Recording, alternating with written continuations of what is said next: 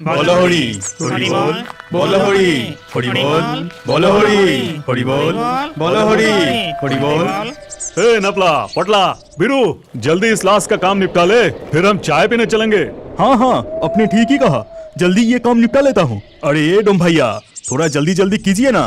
बाप रे बाप, तुम लोग अंतिम संस्कार करने आए या रेस लगाने आए हो? 3-4 गांवों का ये एक ही शमशान है। सुबह से लेकर कितने लाश आते हैं तुम्हें पता है? नहीं नहीं, इतने जल्दी तो नहीं हो पाएगा भैया, थोड़ा सब्र रखो। इसके बाद नीपला, पोटला, बीरू और काली बिल्कुल चुप हो जाते हैं और सीधू डोम के साथ मिलकर धीरे धीरे सब जलाने की तैयारी करने लगते हैं। सारे इंतजाम के बाद वो लोग शमशान के पास ही एक चाय की दुकान पर बैठ के चाय पीने लगते हैं। उनके साथ शमशान पर एक और लड़का गया था, वो है ललुआ। चाय वाले भैया, हमें 5 कप चाय और सभी को बिस्कुट दे दीजिए। कितनी दूर से आए हैं, बहुत भूख लगी है। अरे बैठो बैठो, अभी देता हूँ। ये है निताई चाय वाला की दुकान, सब कुछ ताज़ा मिलेगा, ताज़ा दूध से बनी ताज़ी चाय। इसके बाद सब लोग चाय और बिस्किट खाने लगते हैं, लेकिन अचानक से एक जोरदार आवाज होती है। तभी ललुआ चीख उठता है। अरे बाप रे, मुर्दा तो जिंदा हो गया, मुझे कोई बचाओ, बचाओ। अरे क्या हुआ है? ये तो चिल्ला क्यों रहा है? शमशान में पहली बार आया है क्या? जलते हुए मुर्दा देखकर डर गया? हाँ भाई, ये पहली बार आया है। अरे डर मत। जब चिता में लाश जलता है तो मांसपेशियों में खिंचाव होता है, तो इस वजह से लाश कभी कभी चिता के ऊपर बैठ जाते हैं, तब मुर्दे को बांस से पीटकर लिटाना पड़ता है। चाय पीने के बाद वो लोग चाय के पैसा दे देते हैं। फिर सब जलाने का काम पूरा हो जाने पर वो लोग अपने अपने घर लौट जाते हैं। फिर शाम को दूध वाला लक्ष्मण साइकिल से दूध लेकर शमशान के पास निताई की चाय की दुकान पर आता है। खाई के पान बनारस वाला, जई के दूध बेचने वाला, भूत न पकड़े हमको, लौट के प्रसाद चढ़ाएंगे राम जी को। ओए ओए। अरे लक्ष्मण, तू रोज रोज यही गाना क्यों गाता है रे? कोई और गाना नहीं आता?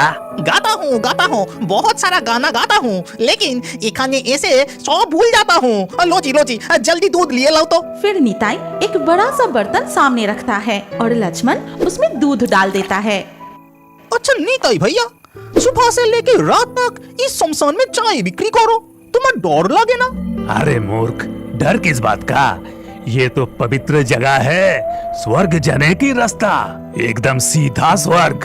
एक दिन तू भी इस रास्ते से जाएगा, समझा?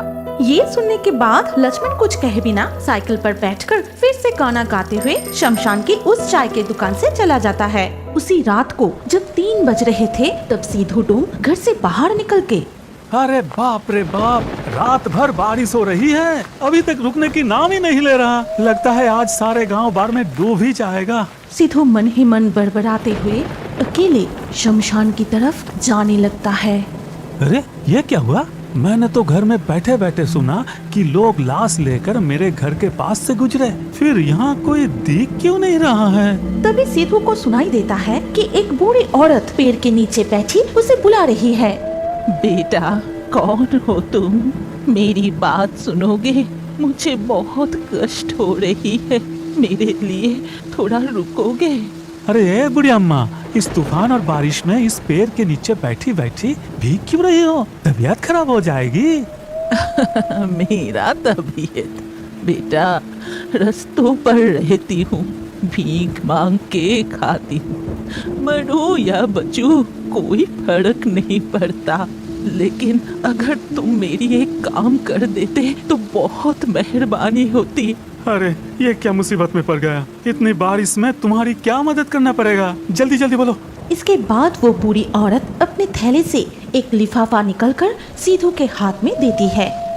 बेटा, इसमें एक चिट्ठी है, पता लिखा हुआ है, सुबह होने से पहले ये चिट्ठी पहुंचा पाओगे।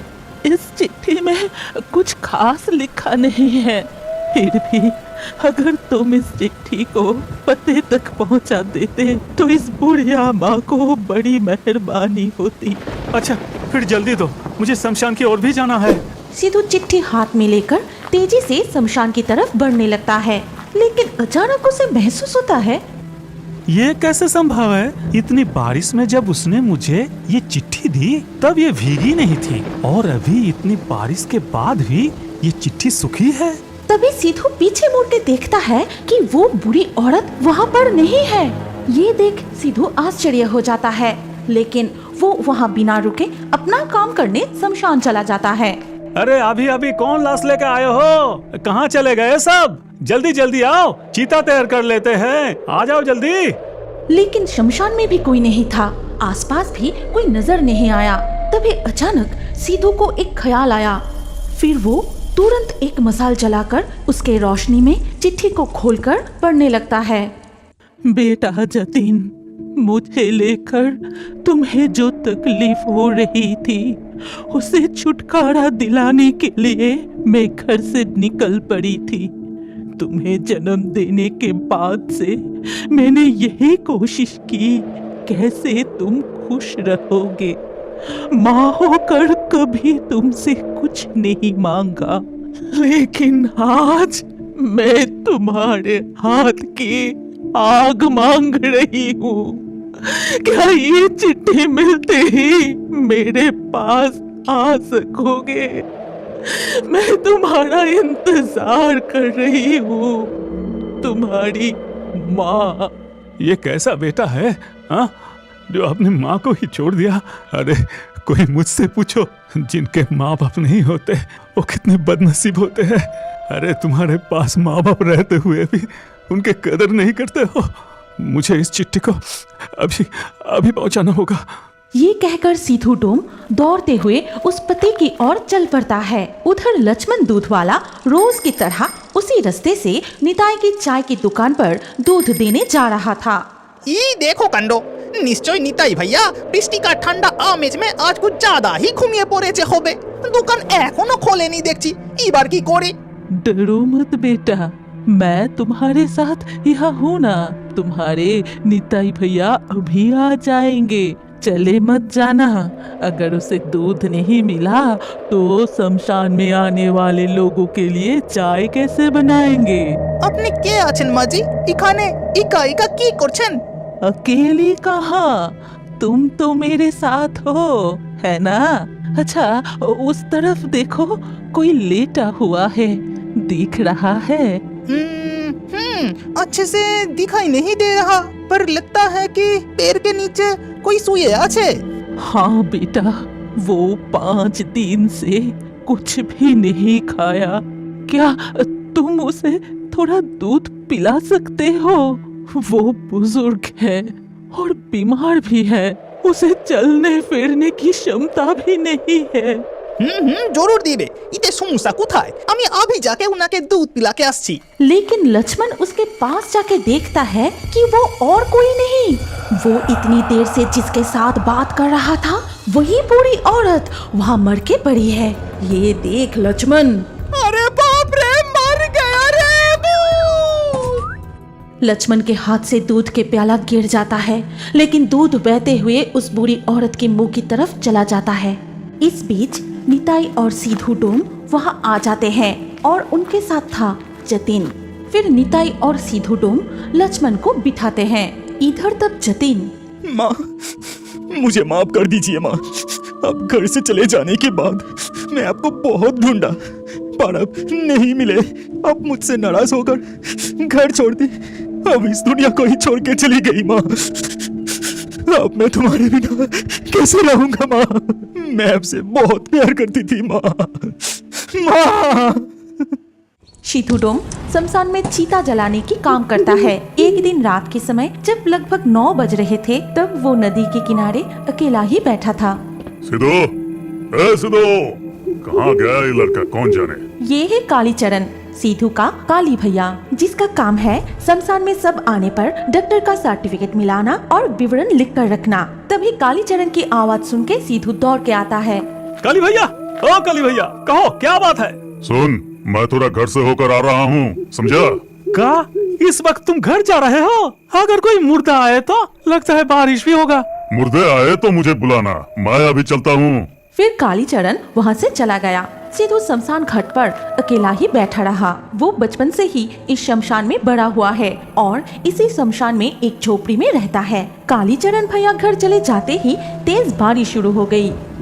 अरे तेज बारिश शुरू हो गई, लगता है आप शमशान में कोई लाश भी नहीं आएगा। मैं भी जाता हूँ। बोलो होड़ी, होड़ी बोल, बोलो होड़ी, होड़ी बोल, बोलो होड़ी, होड़ी बोल, बोलो होड़ी, होड़ी बोल। अरे मुर्दे को यहाँ छोड़ के जल्दी कहीं आश्रय लेते हैं, चलो। इतनी तेज बारिश में चिता भी नहीं चलेगी। हाँ भैया, तुमने सही कहा, बारिश रुकने पर जो होगा देखा जाएगा। ये कहकर सारे लोग वहाँ से आश्रय की तलाश में चले जाते हैं। तभी बारिश और तेज हो जाती है। आसमान में बिजली कड़कने लगी और इसके साथ साथ तेज तूफान चलने लगता है। उधर सिद्धू डुम अपनी झोपड़ी में बैठा हुआ थोड़ा सा सो गया था।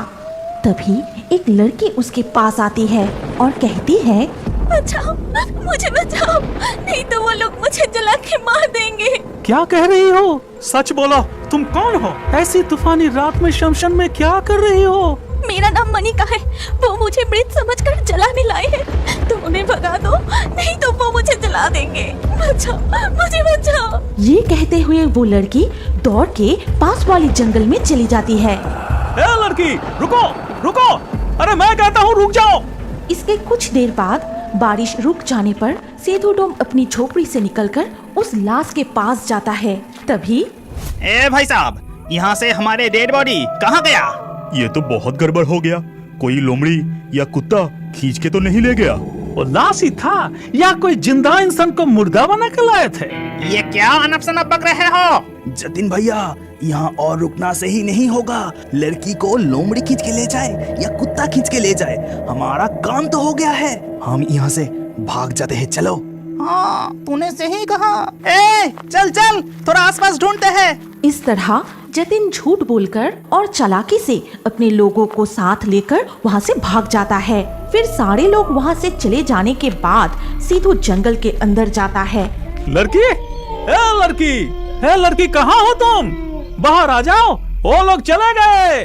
ठीक उसी वक्त सिद्धू के पीछे से कोई कहता है कि अरे महाशय, मैंने तो बताया था कि मेरा नाम मनिका है, फिर मुझे ए लड़की कह के क्यों पुकार रहे हो? एक बार सुनने से कौन याद रख सकता है? और ऐसा भूतों की तरह पीछे से क्यों फुसफुसा रही हो? डर गए क्या? भूत से डर गए? नहीं, भूतों से क्यों डरूंगा मैं? इस शमशान में बचपन से लाश जलाते जलाते मेरे तो खुद की मरने की उम्र हो गई। ऐसा क्यों? तुम क्यों मरोगे? तो तुम्हारी पत्नी और बच्चे का क्या होगा? क्या? बीवी बच्चे? अरे मेरा तो अपने कोई नहीं है। जिसके अपने माता पिता का कोई पता नहीं, उसका बीवी बच्चा। इस तरह बात करते करते लगभग सुबह हो जाती है। तभी कालीचरण सिद्धू को पुकारने लगता है। सिद्धू, सिद्धू, न जाने कहाँ चला गया ये बदमाश लड़का। आ रहा हूँ कली भैया। तुम जाओ, मैं यहीं छुपी रहूंगी, लेकिन मेरे बारे में किसी से मत कहना। फिर सुबह से लगभग पूरा दिन सिद्धू डोम शमशान घाट पर चिता जलाने की काम में व्यस्त रहते हैं और मनिका के बारे में सोचता रहता है। कौन जाने कहाँ गई वो लड़की? पूरे दिन एक बार भी आया नहीं। कहाँ है, क्या कर रही है, कौन जाने। फिर रात को जब सिद्धू डोम उबले चावल और आलू लेकर खाना खाने बैठे थे, तभी अरे ये क्या, अकेले अकेले खा रहे हो? मुझे नहीं दोगे? और मैं जो कल से कुछ नहीं खाया। तुम खाओगी? ये लो, तुम भी खाओ। लेकिन मैं छोटे जात का हूँ, तुम मेरे खाना खाओगे? मनिका सिद्धू की थाली से चावल खाते हुए उससे कहती है, क्या बोला तुमने? जो हमेशा हवा में घूमता रहता है, उसका जाति से क्या लेना देना? मतलब ये क्या बोल रही हो तुम? मुझे समझ में नहीं आ रहा है। अरे बाप रे, दिन में बाहर नहीं निकल सकती, कहीं लोग पहचान न ले, और रात के अंधेरे में छुपते हुए तुम्हारे पास आना पड़ा, यही कह रही हूँ। फिर तुम थोड़ा ज्यादा करके खा लो, ज्यादा खाओ, नहीं तो तुम दिन के उजाले में नहीं आ पाओगी ना। ऐसे ही दिन बीतते गए। सिद्धू डोम पूरा दिन शमशान में चिता जलाने की काम करता था और मनिका की आने का इंतजार करता था। मनिका भी रात के अंधेरे में सिद्धू के पास आती थी। मनिका, बहुत दिन हो गए तुम छिप छिप कर घूम रही हो और तुम्हारे घर वाले भी तुम्हारे खोज में नहीं आए, तो इतना छिप कर रहने की क्या जरूरत है? क्यों आएंगे? वो तो जानते हैं कि मैं अब तक मर कर सड़ चुकी हूँ। जिस दिन मेरे गुंडा बदमाश पति ने मेरी संपत्ति जबरदस्ती लिखवा ली। मनिका, तुम्हारे नाम पर इतने संपत्ति होने पर खतरा हो सकता है, इसीलिए इस पेपर पर साइन कर दो। नहीं नहीं, ये कैसे हो सकता है? ये सारी संपत्ति मेरे पिताजी ने मुझे दिया है। साइन नहीं करोगे मतलब करना ही पड़ेगा। यहाँ पर साइन करो। मेरी लाख माना करने पर भी उन्होंने जबरदस्ती मुझसे साइन करवाई। फिर कुछ दिन बाद मनिका, मनिका, ये देखो तुम्हारे लिए मैं केक लाया हूँ। तुम्हें केक बहुत पसंद है ना? नहीं, मुझे केक खाने की मन नहीं है, मैं नहीं खाऊंगी। खाओ, मैं कहता हूँ कि जल्दी खाओ। खाओ, इसे खाओ, खाओ, कहता हूँ खाओ। मैंने बहुत मना किया, लेकिन उसने जबरदस्ती मुझे केक खिला दिया और फिर कमरे से बाहर चला गया। उसके बाद मुझे बहुत उल्टी होने लगी और मैं वहीं बेहोश होकर गिर पड़ी। वो सोचने लगे कि मैं मर गई हूँ, इसीलिए लोगों को बुलाकर मुझे जलाने के लिए शमशान लाए थे। लेकिन बारिश में मेरी होश आते ही मैं खटिया से उठकर भाग आई। और उसी डर में तुम छिप छिप कर इधर उधर घूम रही हो। पूरे दिन तो खाना भी नहीं खाती होगी और रात को थोड़ा सा ही खाती हो, शायद भूखा ही रह जाती हो। चुप बैठो, आज मैं अपने हाथों से तुम्हें खाना खिलाऊंगा। नहीं नहीं, मुझे खिलाने की कोई जरूरत नहीं, मैं खुद ही खा लूंगी। अरे डरो मत, डरो मत, मैं तुम्हें कोई नुकसान नहीं पहुंचाऊंगा। इतना कहकर सीधू डूम अपने हाथ से मनिका को खाना खिलाने जाता है। तभी उसने देखा, ये क्या, तुम्हारी शरीर कहाँ है? मैं तुम्हें क्यों छू नहीं पा रहा हूँ? कौन हो तुम? बोलो, क्या तुम? ये तुमने क्या किया? तुमने मेरे साथ जान गए। अब मेरी आत्मा यहाँ और नहीं रह पाएगी। तुमने भी जबरदस्ती मेरी अच्छी जिंदगी मुझसे छीन ली। ये कहते ही मनिका हवा में अदृश्य हो जाती है। नहीं मनिका, मत जाओ मनिका, तुम मुझे छोड़कर मत जाओ मनिका, वापस आ जाओ, मुझसे गलती हो गई, वापस आ जाओ, वापस आ जाओ।